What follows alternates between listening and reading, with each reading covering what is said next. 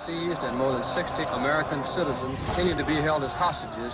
Hollywood's latest thriller takes movie audiences back to the Iranian hostage crisis of 1979. The plot surrounds a CIA mission aimed at rescuing 6 Americans who escaped the takeover of the U.S. Embassy in Tehran and hid in the Canadian ambassador's home.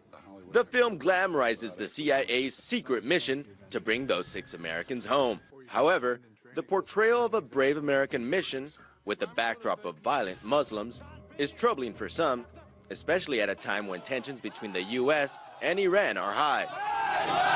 If you look at all the propaganda being fed to the American public right now in terms of Iran, we have movies here coming out, Argo. We've got the mainstream media oversaturation of coverage of the Iran situation. Hollywood is typically labeled as liberal, but critics say the industry has been more than willing over the years to create villains out of U.S. political foes and typically portrays American intervention abroad as always just and patriotic.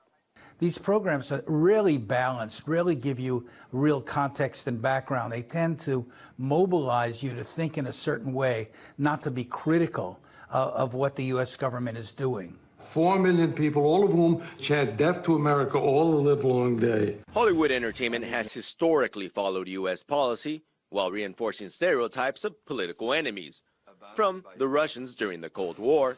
Do you realize you are the first American captured in Afghanistan? Congratulations. To more recent depictions of villainous Middle Eastern terrorists. This kind of stuff is used just as a backdrop and for entertainment when the real-life implications wind up being a lot more sinister. Journalist and Middle East analyst Nima Shirazi believes popular films and TV shows combined with the misinformation in the mainstream media can be a dangerous mix.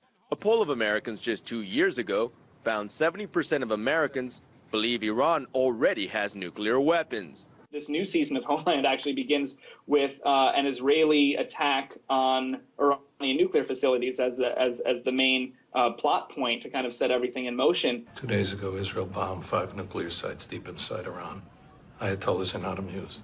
They've climbed into their minbars, vowed to retaliate against the West. As nuanced as that show may think it is, it actually winds up reinforcing a lot of stereotypes that we constantly see. While Tehran and other Middle Eastern cities are constantly shown as centers of violent extremism, it is unlikely Hollywood will be making an upcoming blockbuster critical of the CIA's torture and rendition program. Hollywood provides the images while politicians provide the arguments. As U.S. politicians continue ramping up their fear-mongering of nuclear threats and evil dictators, Hollywood scriptwriters will be hard at work beating the war drums.